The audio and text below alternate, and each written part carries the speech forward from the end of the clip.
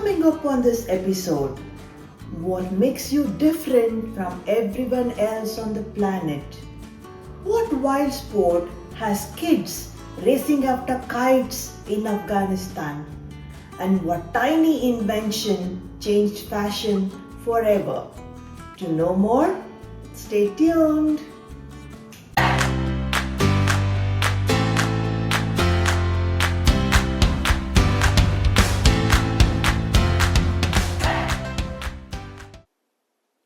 Hello everyone, welcome to the very first episode of Fact, Fiction and Faraway Lands.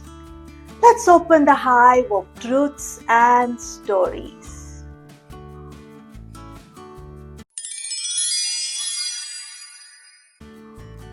Why am I special? Do you know that you're the only one like you? There's nobody else in the world exactly like you.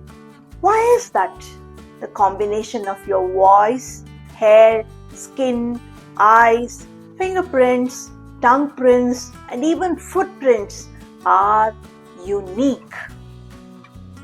Your habits, your behavior, the way you talk, how you lead your everyday life is again special only to you. So there you go. You're indeed special in this big, wide world. Go on, give yourself a warm, big hug.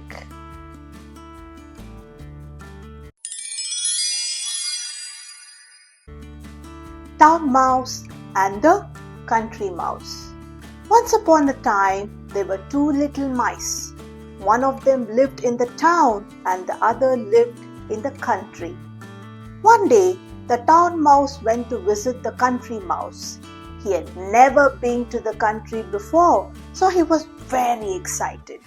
He packed a small suitcase and went on his way. Country Mouse's home was small and dark, not at all like the town mouse's home. Lunch was very different too. There were creamy cheese, juicy apples, and crispy, crunchy hazelnuts. It was all very tasty, but when Town Mouse had finished, he was still hungry. After lunch, Country Mouse took the Town Mouse for a walk. They went down a sunny path through a creaky gate into a large field where there were cows and geese making lots of sound. Town Mouse was starting to enjoy himself when "Twit-too, twit-too!" What was that? He yelped, and he jumped off the ground in terror. "It's an owl," cried the Country Mouse. "Run for your life! If it catches you, it will eat you up." So the two mice ran and ran until they found a leafy hedge to hide in. The town mouse was terrified. "I don't like the country at all," he said. "Come, stay with me in the town. You'll see how much better it is." Country Mouse had never been to the town before, so he packed a small rucksack and went to stay with his friend.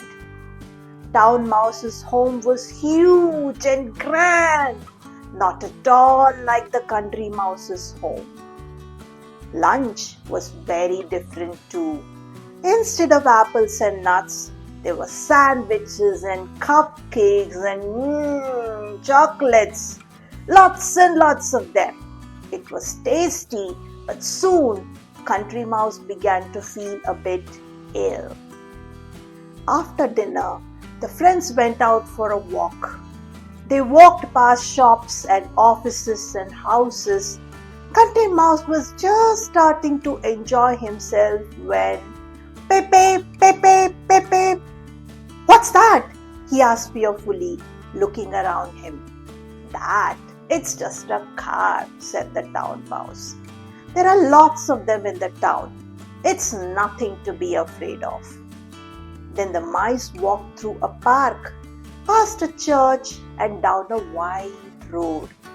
Country Mouse was just starting to enjoy himself when Nya, nya, nya, nya, nya. What's that? He asked again, his whiskers twitching. That? It's just a fire engine.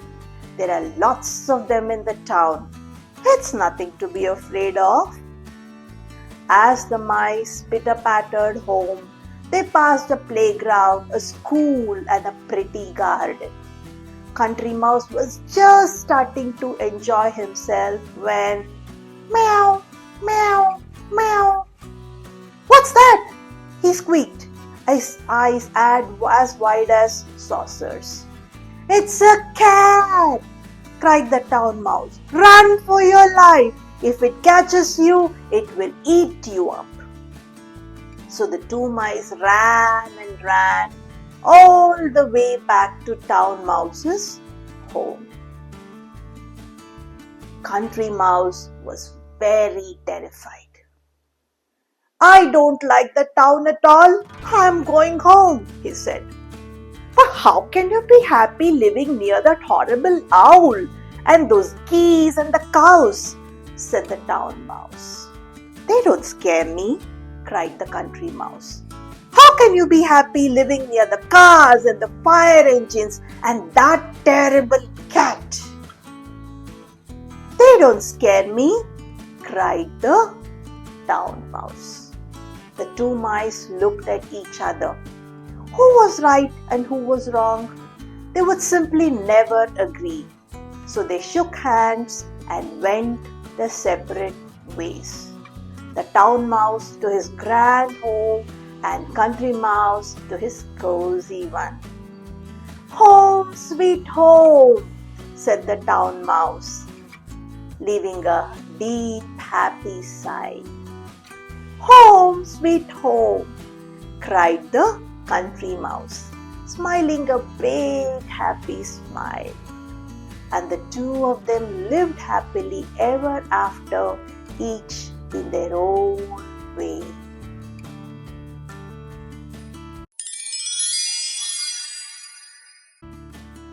Let us go to Afghanistan, which is a country in the Asian continent. The capital of Afghanistan is Kabul. Look at the map and spot Afghanistan on it.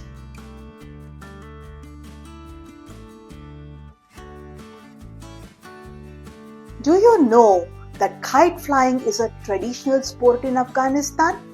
More interestingly, kite running is very popular in that country. What does kite running mean?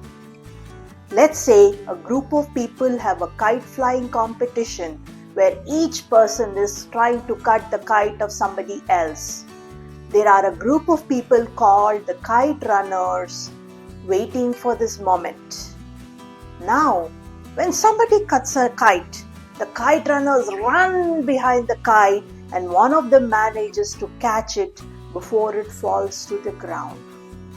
This task is very strenuous because your eyes have to be on the kite. You have to run faster than the others, cross all obstacles and catch the kite. Whoever catches the kite gets to keep it. Here, look at the picture of a group of children trying to catch a kite.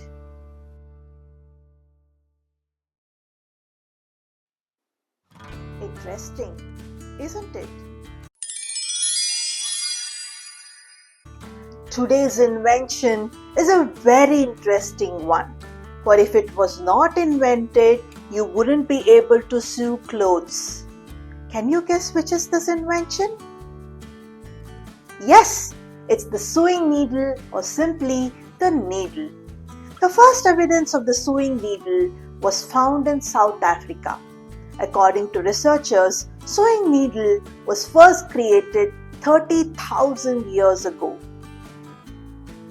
The first version of the needle was made with a bone. Needles then did not have an eye like the ones now, but a hook. As centuries passed by, people People made needles out of ivory, wood, and finally the metal ones that we use. Thick needles made of plastic help children who are learning to stitch as they don't prick and hurt their fingers. Can you imagine a world where there were no needles? Perhaps we would just wrap lengths of cloth around our body instead of the most wonderful variety of costumes we get to wear.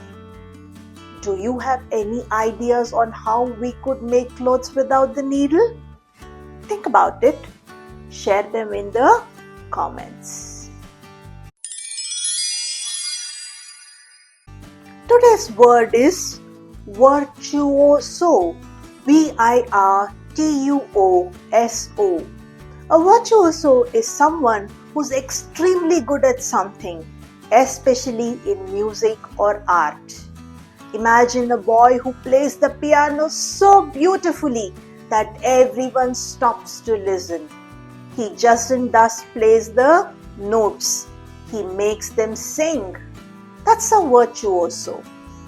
We have had several young virtuosos around the world. Rahul Velal, a Carnatic singer, Lydian Nadaswaram, a young pianist, Shashank Subramaniam, a young flautist. How do we use it in a sentence?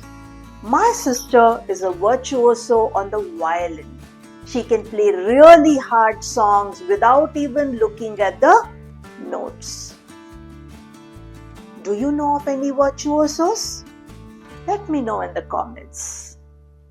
With this, we wrap up this episode of Facts, Fiction and Faraway Lands.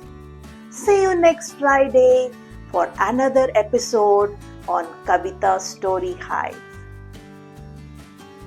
If you like the infotainment covered in the series, subscribe, like and share this video with your friends and relatives.